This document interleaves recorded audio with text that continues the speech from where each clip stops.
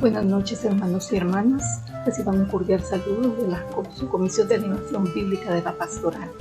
Nos sentimos muy dichosos de poder celebrar nuevamente este año lo que es la novena de preparación para la celebración del Domingo de la Palabra de Dios. En estos 9 días escucharemos temas relacionados con a lo que nos ha invitado el Papa Francisco, el camino de la sinodalidad. Los temas bíblicos llenos de contenido nos ayudarán no solamente a conocer el camino que Dios tiene trazado, sino que también cómo debemos caminarlo, en unidad, escuchándonos y también sabiendo escuchar al Padre. Vamos a iniciar esta novena con la invocación al Espíritu Santo. Estamos ante ti, Espíritu Santo, reunidos en tu nombre. Tú eres nuestro verdadero consejero. Ven a nosotros, apóyanos, entra en nuestros corazones. Enséñanos el camino, muéstranos cómo alcanzar la meta.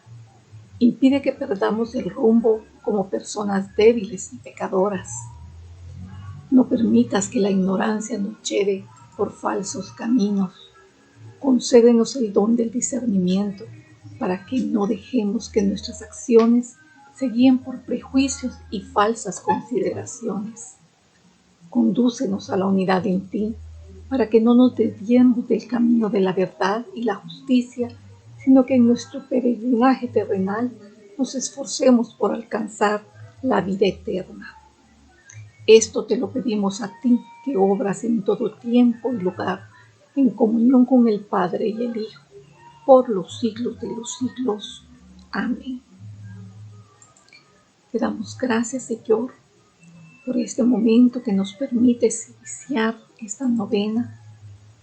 Señor, que la gracia de tu Espíritu se derrame tanto en los disertantes como en quienes van a escuchar, para que tu palabra, que es vida, Señor, que es fuerza, que ayuda en el camino, que anima, que fortalece, nos ayude, Señor, para poder hacer tu voluntad y vivir en hermandad como tú quieres. Todo te lo pedimos por Jesucristo nuestro Señor.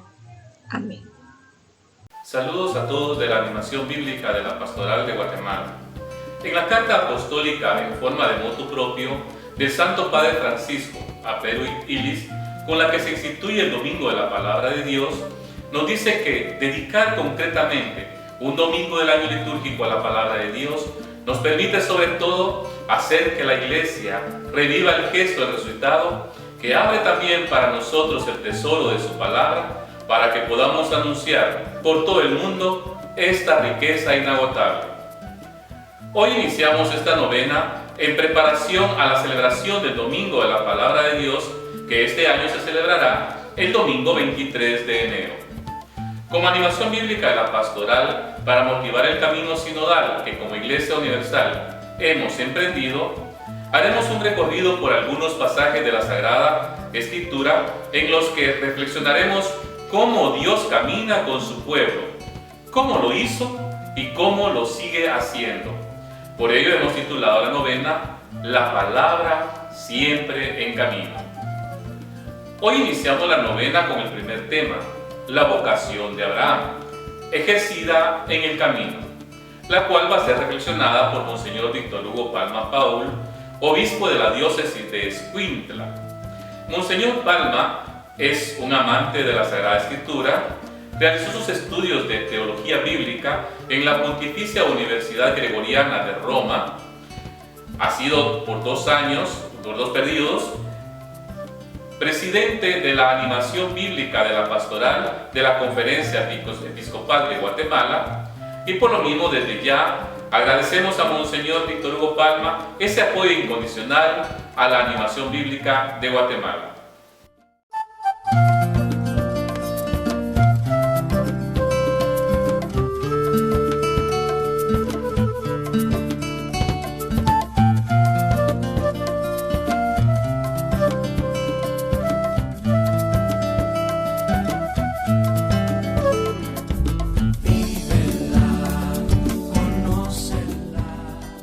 Por este medio quiero agradecer a mi hermano Monseñor Mario Feandri y a la Pastoral Bíblica la invitación y felicitar esta iniciativa de una novena preparatoria del Domingo de la Palabra, 23 de enero del 2022. Que la palabra en medio de la pandemia nos anime siempre. Vamos a enfocar el primer tema de hoy, Abraham, modelo de camino en fe. Ante todo, el tema ha sido propuesto y yo me he permitido recortar un poquito el texto de Génesis 1:11 a Génesis 1:9. Y naturalmente, pues el enfoque que queremos darle es de Abraham y su comunidad como caminantes en la fe. Pasemos al siguiente. Y quisiera partir de un cierto parangón. En la teología bíblica es posible y recomendable que nosotros asistamos a veces a un paralelo literario de personajes bíblicos y de personajes literarios. La palabra es la palabra, claro, pero hay la narrativa y la teología narrativa nos invitan a ver paralelos. Hoy cito la historia de Ulises como paralela a la historia de Abraham. Ustedes recuerdan que Ulises es aquel famoso rey de Ítaca que en la guerra de Troya, pues fue el que ideó el engaño del caballo de Troya, por el cual los griegos vencieron a los troyanos. Es una historia famosísima. La historia de Ulises, llamado Odiseo, del griego odisomai, que quiere decir odiado por sus enemigos, ¿no? Este hombre, después de haber vencido, pues quiere regresar a su casa. Y naturalmente es un héroe que viaja y que hace camino para regresar. Y aquí comienza un poquito el parangón, ¿verdad? Porque Ulises es alguien que es parte de una historia y Abraham es el primer personaje de la historia de Israel. En Génesis 12, tras la prehistoria que está en Génesis del 1 al 11. Él sale también de una tierra pagana, de Ur de los Caldeos, y surge un nombre que cambia, ¿no? Sabemos que Abraham quiere decir padre amado a Abraham, padre de multitud. ¿Qué pasa con Ulises? Ulises es el héroe que viaja, que hace camino para regresar. Un autor decía, Ulises no regresaba tanto a casa, solamente viajaba. Es decir, el enfoque es el viaje en sí mismo, ¿no? ¿Qué pasa? Que Abraham también sale hacia un futuro prometido y es modelo del primer acto de fe. Salir, la fe en movimiento. Veremos que aquí hay un punto contra la teología protestante. Cuarta cosa, en su itinerario establece un ciclo de etapas. La Odisea de este Ulises, ¿verdad? Nos cuenta muchas aventuras de él, son 12 capítulos, 12 escenas. Y Abraham también tiene un ciclo de escenas muy interesante, ¿verdad? El famoso ciclo de Abraham. Pero mientras que Ulises tiene a Dios en contra, es el dios Poseidón del mar, pues Abraham tiene al Dios a favor, el Yón o Elohim o Yahvé. Fíjese que Ulises se fortalece en cada etapa, en cada lucha, en cada escena, y también Abraham se fortalece, pero como creyente mientras camina en la fe y no en la visión. Y finalmente, ¿qué pasa? Ulises, el paralelo, llega a Ítaca, a su casa, y encuentra que debe reconquistar otra vez a su esposa, a sus posesiones. En cambio, Abraham llega a tener solamente las primicias del final de su camino. En 2 escenas, Beersheba, que es la poca tierra que logra comprarle para enterrar a Sara, y a su hijo Isaac, aquí falta una A, pero se hace padre del pueblo caminante en la fe. Es entonces un parangón, una comparación literaria entre 2 personajes que viajan. Claro, nuestro interés está con Abraham. Pasemos al siguiente. ¿Cuál es el contexto de Génesis 12:1-9? El texto que estamos viendo. Bueno, para Bonrad, este texto es un texto de bendición que sucede a una maldición. Porque en Génesis 11, si ustedes se recuerdan, tiene lugar la Torre de Babel, la dispersión de la humanidad. Es decir, en esta escena, ¿verdad?, de la Torre de Babel, la humanidad quiere unificarse en torno a la soberbia y resulta la división, la confusión de las lenguas. En cambio, Abraham es aquel que será semilla de lo contrario, de la congregación, pero ya no la maldición de Dios, sino la bendición del Señor. Segunda cosa, en el contexto, recordemos que el ciclo de Abraham abre otros ciclos, dos ciclos muy famosos, el ciclo de Jacob, aquí falta la B, y el ciclo de José, pero no el ciclo de Isaac. Es curioso que Isaac, el hijo de Abraham, pues no se dice prácticamente nada de él en la Biblia, en este libro del Génesis, pero sí de Jacob y de José. Tercera cosa, sabemos que la figura de Abraham es sumamente abundante en toda la escritura, ¿no? En los salmos, en los libros históricos, pero sobre todo en el Antiguo Testamento, porque ya incluso había uno que existía, según él lo dice, antes que Abraham, ¿verdad? Jesús dice en Juan 8:58, antes que Abraham existiera, yo soy. Y finalmente tomemos en cuenta una cosa. Abraham es hijo de migrantes caldeos, porque antes de su historia, en Génesis 11, 47 y 31, está al revés de la cita, se cuenta la mini historia del caminante Terah, que es el padre de Abraham. Como dijimos, Abraham, padre amado, que cambiará su nombre después. Es un nombre muy común. En los estudios arqueológicos de los años 80 se descubrieron muchos que se llamaban Abraham, pero este es un Abraham, famoso por la misión que Dios le va a dar. Pasemos al siguiente. Y ahora veamos el texto y la estructura de Génesis 12, 1-9. Este texto tiene tres partes. Primero comienza con la orden, se dice de tipo militar, ¿verdad? No es que Dios se comienza a platicar con Abraham y le pregunta, mire, quisiera salir de tu casa, hay un futuro mejor. Dice, Yahvé dijo a Abraham, vete de tu tierra. Una orden tajante, una orden sin proemio, sin introducción, ¿no? Le dice, lehalak, anda a hacer camino. Esto es lo que le dice Dios. Y hay una promesa. Comienza a abundar la palabra veracá, ¿no? Porque en ti serán bendecidas todos los pueblos, etcétera, ¿no? O sea, ya en esta orden militar de los versículos 1 al 3 se encuentra la descendencia y la tierra que tienen una vocación universalista, porque en ti serán bendecidos todos los pueblos. La segunda parte del texto es la ejecución de la orden, ¿no? Entonces Abraham se pone en camino. Pero él se pone en camino con una serie de carencias. Es decir, Abraham sale no solo, sino también con una comunidad. Esto es importantísimo, ¿no? Es como el caso de Noé. Noé es aquel hombre que hizo el arca, salvó la humanidad, pero con él estaba su familia. Y Abraham sale, pero no sale solo, se va con Sara y con Lot. Y decimos carencias, ¿por qué? Porque Sara era anciana, era estéril, y porque Lot era un joven sobrino suyo que se va con su tío. Tercera cosa, hay una descripción de itinerario y una nueva teofanía. Los versículos del 6 a 9 son la parte donde ya se dice todo el camino que comenzó a hacer Abraham, ¿no? Y Dios naturalmente le vuelve a renovar la promesa, ¿no?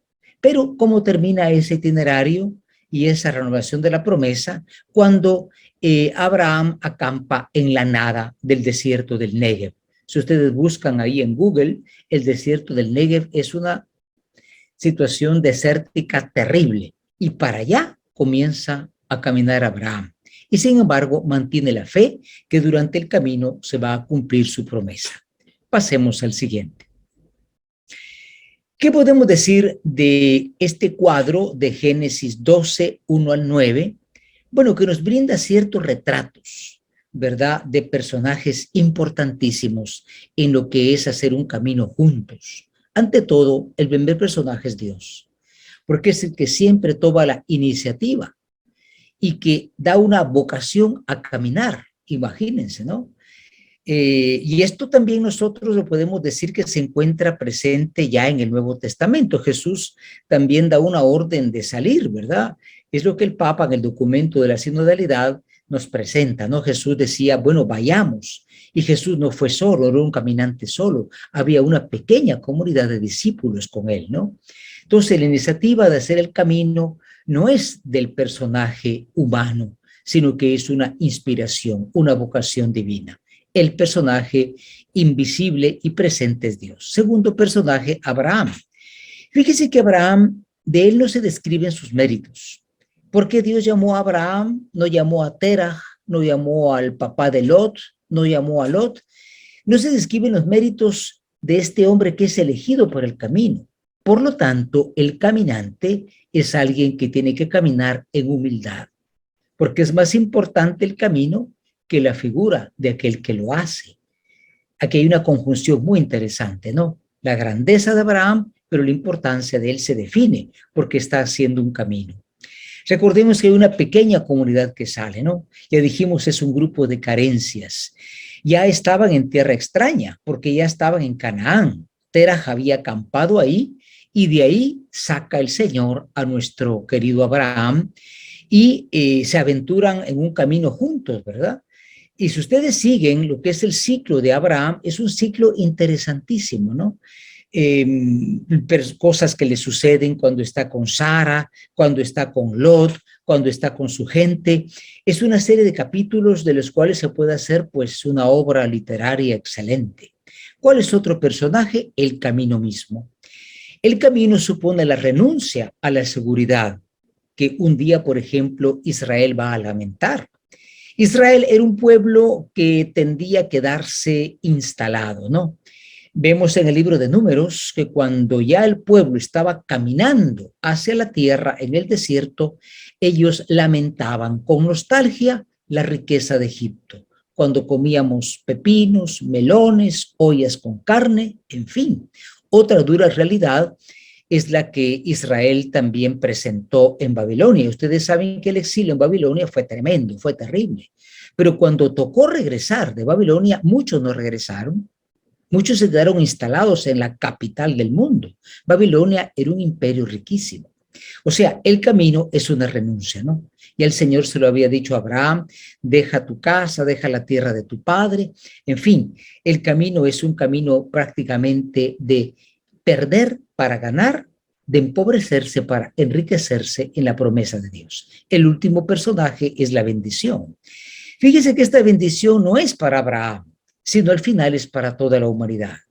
Es una bendición que por el camino a realizarse llena el fracaso de la soberbia de la humanidad que se pretendía a Dios. Ya lo habíamos dicho en Génesis 11, la Torre de Babel es prácticamente, diría uno, pues una historia de sinodalidad, de hacer algo juntos, pero negativa. Lo que se pretende es construir la soberbia humana. La famosa torre es un monumento al poder humano, a la soberbia humana que se cree que es como Dios. Babel, puerta del cielo, de ella se decía, hagámosla y llegaremos hasta donde está Dios. Pasemos a la siguiente. Y finalmente, a modo de conclusión, vemos que en este retrato de los caminantes de la fe de Abraham, pues se dan ciertos elementos que a nosotros nos interesan en este novenario, ¿no? Primero, el camino de la comunidad de Abraham, teniendo el signo de una fe ejemplar. Esto es el elemento fundamental para caminar, una fe que sea una fe concreta que se hace camino. Es el inicio de toda renovación de la humanidad y del mismo Israel, ¿no? Porque Israel no puede acomodarse en la tierra. Si ustedes recuerdan, antes de la historia del diluvio está la historia de Caín y Abel, ¿no? Y mientras que Abel era un pastor transhumante, o sea, peregrino, Caín era un agricultor que ya estaba instalado en la tierra. ¿Cómo es eso que se pelean los ganaderos de pequeño ganado, de cabras, de ovejas, contra los agricultores? La reflexión va más al fondo. Un pueblo se empobrece cuando se queda instalado, por así decirlo, en modo sedentario y se olvida de que Dios es el Dios del camino. Segunda cosa, en este camino es un camino de fe y no de visión. Qué importante, ¿no? Ustedes saben cuántas crisis pasó Abraham, porque Dios nunca que cumplía su promesa, ¿no? Pero es un camino que abre el camino para la providencia divina que hará posible el caminar y el llegar, a pesar de las dificultades. Después del texto que estamos leyendo, en el capítulo 12, versículo 10, comienza la primera gran dificultad, cuando Abraham baja de Canaán a Egipto, y ahí comienza el primer gran problema, cuando él miente y dice que Sara es su hermana y el faraón se quiere casar con ella. Tercera cosa, el caminar ya es una obra, parte de la vivencia de la fe. Nuestro querido reformador Lutero citó y dijo, bueno, Abraham creyó y le fue reputado en justicia.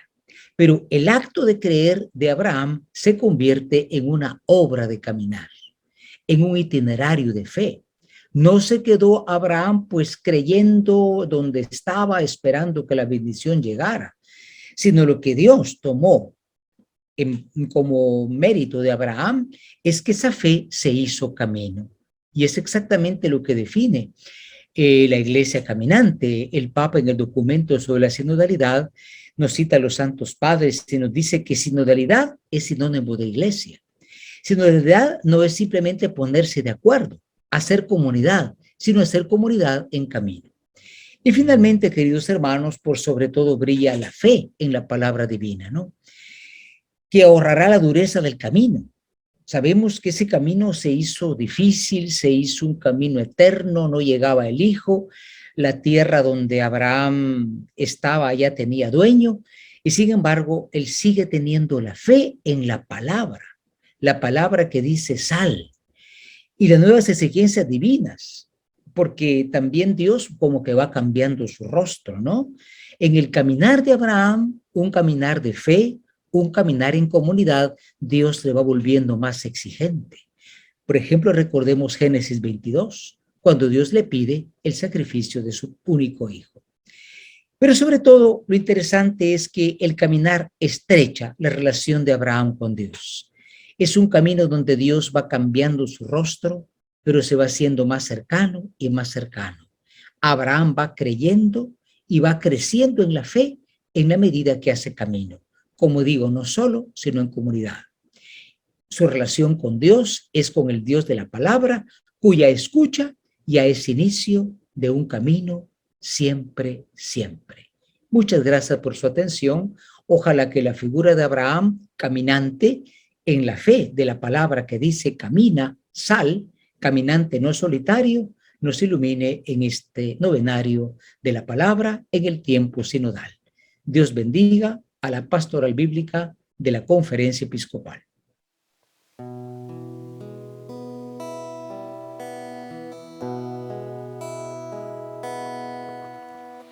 Tú estás.